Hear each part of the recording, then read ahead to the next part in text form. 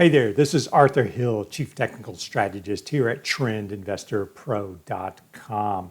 You are tuned into a little update for Tuesday, September 12, 2023. I'm going to do a little follow-up on last week's chart for XLK on the key to the breakout. And then I want to look at breadth because we had a bounce over the last 3 weeks, but breadth really didn't bounce at all. So we've got some waning participation. And we can also see that when we look at the mid cap and small cap charts, MDY and IWM. They are lagging long term and short term. So let's hit the charts. So this first chart here shows the S&P 500 in the top window there. And in the first indicator window, we've got the percentage of S&P 500 stocks above their 200-day moving average. And then in the bottom window, we got the percentage of S&P 500 stocks above their 50-day moving average. And we've got a red line here, and that red line is set on August 18th because that is when the S&P 500 bottomed, and we got a bounce going over the last 3 weeks. Now, what caught my eye here is that we've got this bounce. We're up about 2.8% over the last 3 weeks in the S&P 500.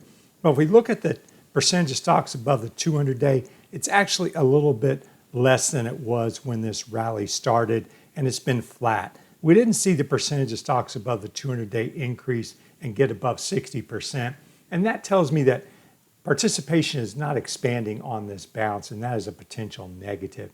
If we look at the percentage of stocks above the 50-day, it's been flat here since this rally has been going, and it hasn't gotten above 50% here. So again, we're not seeing more than 50% of stocks above the 50-day, and we can't get above 60% for a percentage of stocks above the 200-day.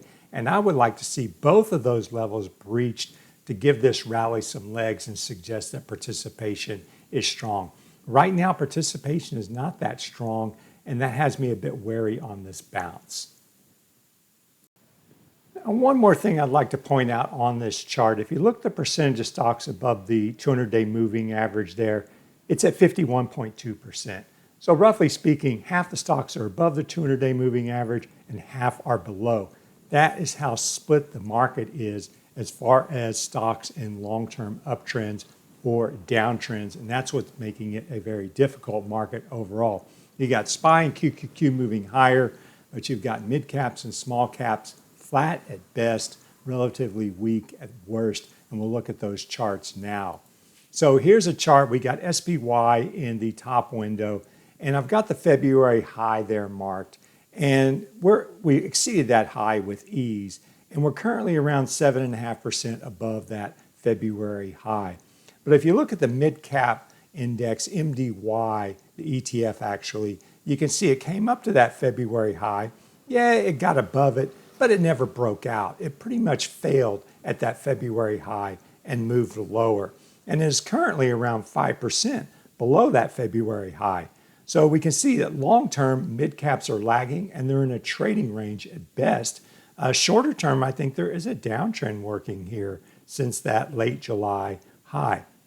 If we look at small caps, we can see the same thing. There's that February high, and we failed at that February high and moved sharply lower in August. We got a bounce, but that bounce failed. If you look at this bounce here in MDY in late August, it failed as well. So these two bounces have failed. The bounce in the S&P 500, SPY, has yet to fail as we stall, and that's the one I'm watching out for now. If it fails, then that's going to be negative. But right now, breadth is not that impressive. It's relatively weak, if you will, on this bounce the last 3 weeks. Mid caps and small caps are lagging. So what is driving the market right now on the bullish side? Well, we could say that XLK and QQQ are driving the bulls right now. XLK, the technology SPDR, QQQ, the NASDAQ 100 ETF. And if we look at XLK as an example, we can see this big move up from March into July, 52-week high, and then a pullback that formed a falling wedge. We got the breakout, and that's when we turned bullish. You can see the pop and drop after the breakout, but you got to give it a little wiggle room. And then we had that big surge on August 29. And so we've got a short-term uptrend here. And so this is really important. Whenever you take a trade or you take a stance, you need to figure out at what point is that stance or trade proven wrong and you need to get out. And for that, I'm watching this short-term uptrend. And when especially you've got this big move up on August 29th, and I think that move needs to hold. If we fail to hold that move and we close below 169, I think that's going to be a bearish development for XLK, and I would expect a correction. Could go back to this consolidation back in the 150 area. But right now we've got that short-term uptrend, and this is my reevaluation level. It closed below 169, and that position stance would be proven wrong. In other words, I'm bullish now, but I would not be, I'd be bearish on a close below 169.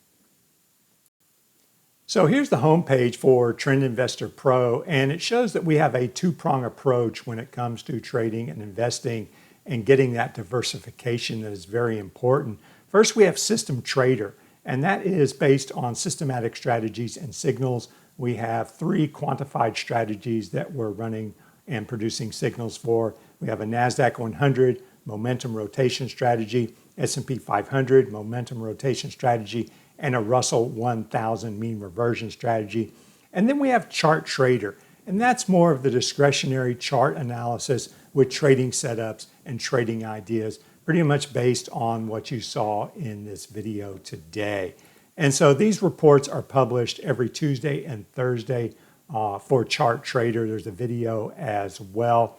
And here you can see in the report for the 12th of September, which is today, we were covering the yield spreads, the breadth indicators, and the 20-plus year Treasury bond ETF testing its October lows, and then we had some stock and ETF setups. So check out trendinvestorpro.com if that's something you are interested in.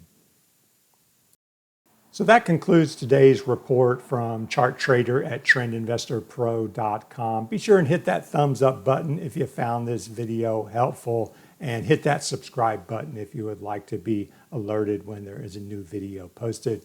I will be back again on Thursday the 14th with another update. Thanks a lot for tuning in, and have a great day.